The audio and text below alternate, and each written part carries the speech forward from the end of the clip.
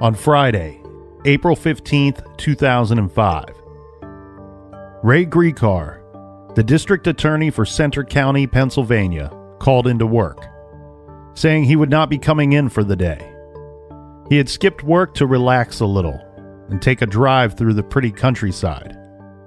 He planned to stop and do a little antique hunting at a few mom-and-pop stores along the way. This was not terribly uncommon for Ray.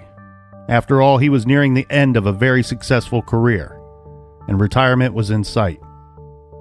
The DA's office could survive a day here or there without Ray, so playing hooky and just getting away for a while was well deserved.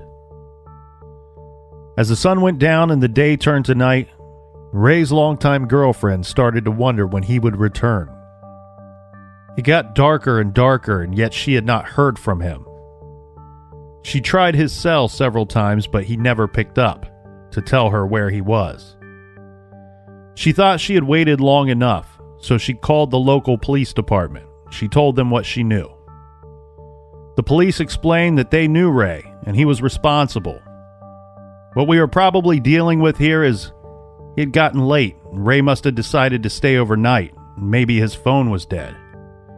They would make a few phone calls and see what they could find. The next day, when the detectives and the first shift officers arrived at the office, they saw the report stating Ray's girlfriend had called and said he had not come home. After some checking, they quickly discovered Ray was still missing. He had never returned nor called.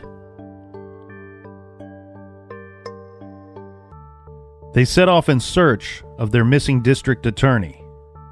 They got their first break when they discovered his vehicle next to an antique shop in Lewisburg, Pennsylvania.